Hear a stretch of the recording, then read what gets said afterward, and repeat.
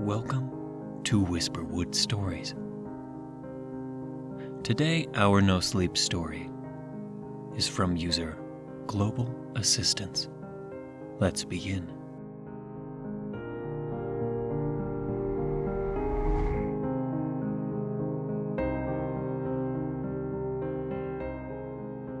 Some things we were never meant to see. A few months ago, I conducted an interview with a man who refused to give his name, said he was only to be addressed as Doctor. At first, I thought he must have been schizophrenic or something, but then he vanished. No trace, just gone. I think I might be next. They don't want this getting out, but I won't let them silence me. Here is the interview, in full.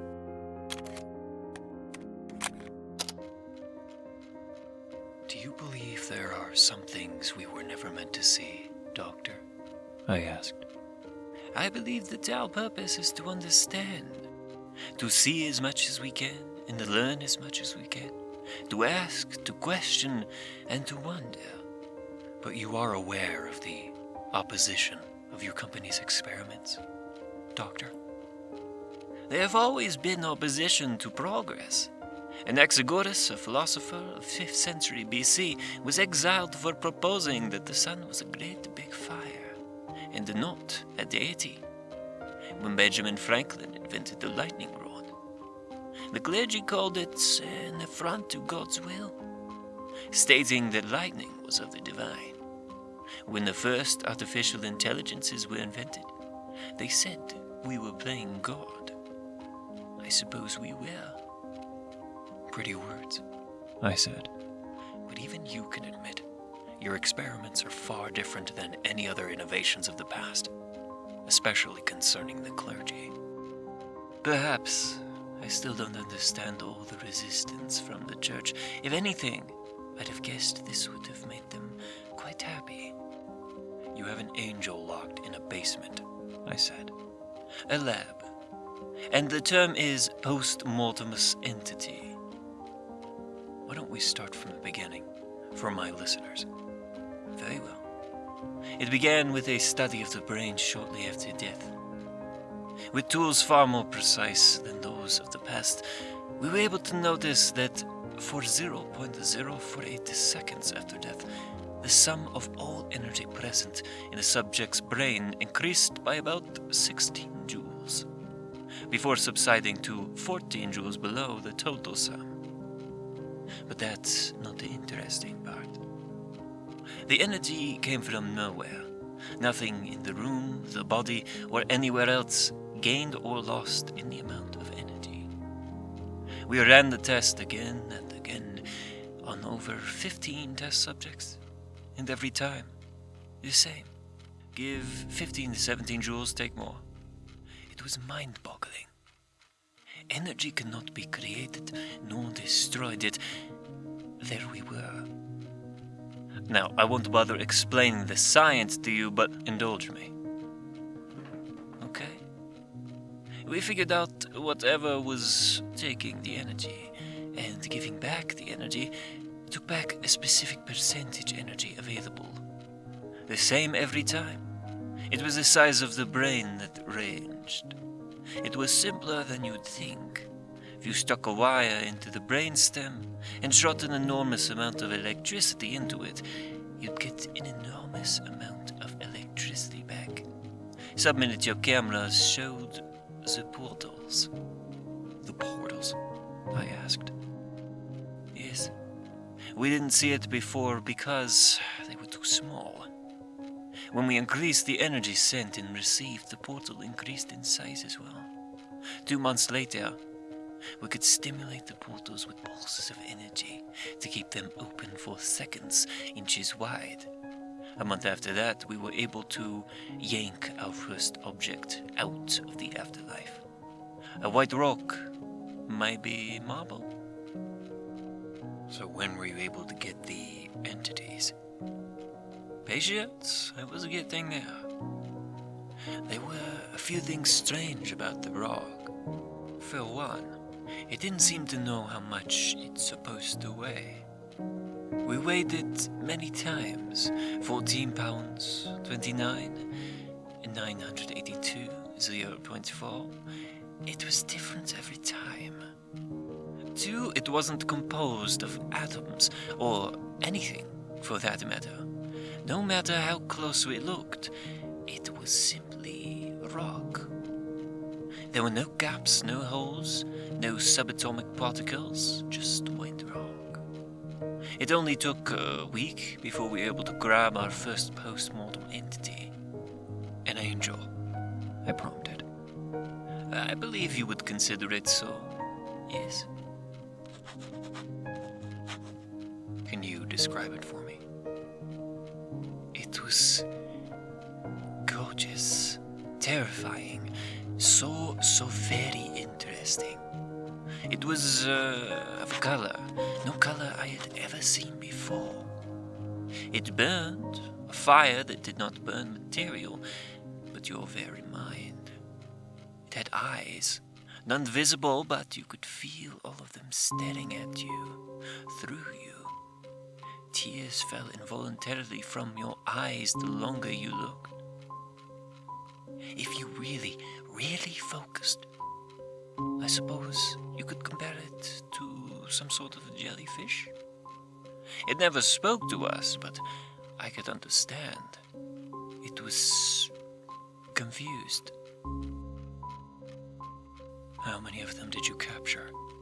I asked, not hiding my growing unease.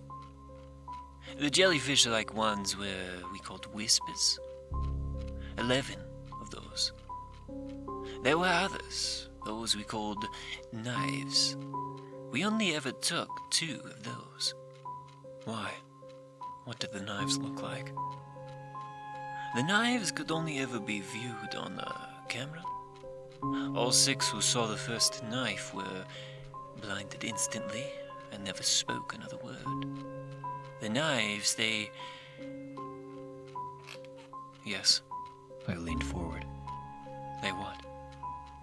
They had teeth. Teeth. So many teeth. They were not violent in a way you'd expect something that looked like them would be. They would try to get you to look at them. They would speak. Not in any language, you could never make out the words, but you knew they were speaking. To you, not to anyone else. They were begging you. Think of a child, asking you to see their drawing. A mother, arms spread wide, beckoning you. A lover, speaking slowly and softly in your ear. Did you ever take any other entities? I asked. Yes, the last one before the government took the project. What did you call that one? It was the biggest experiment yet. We had the largest growing Mortimer signal we had ever seen. And we had been saving power for weeks. I watched this one through a screen. Most of us thought it would be another knife. The entry portal was so big it sliced deep into the walls of the testing room. I have no regrets. I did what any man of science would. But when it came through, I felt as if I had wronged something. Wronged something so deep and ancient and important. Wronged something that understood me more than I have ever understood anything. It felt like you ever sneak out when you were younger? 13 maybe? It felt like when you got home and saw your dad sitting at the dining table waiting for you. The entity, it looked like you could tell it wasn't the full thing. We had severed something. What did it look like? I asked softly. It looked like a mandible. A mandible? A chelicere. It spoke, not in feelings or sense like the others, but actual words. I could only see the split second before it morphed, took a new shape. That was when it spoke, a strange clicking sound that I knew as if I had spoken it all my life. "Foolish child," it said, and just like that, vanished. The knives, the whispers, and the last entity vanished from all their containments. So the angel, the whisper, is no longer in the basement. No, that one stayed. We don't know why that one stayed. Did you try and get more? Of course we did. We tried again and again, but it just didn't work anymore. I see. I paused. Do you want to know something? What is it? He asked. When it said what it said, called you foolish. Yes? It smiled.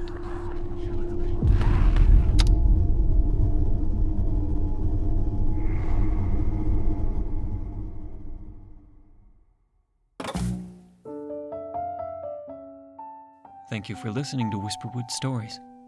If you enjoyed, don't forget to comment, like, and subscribe down below. Is there a story you'd like me to read here? Consider commenting or sending it to whisperwoodsubmissions@gmail.com.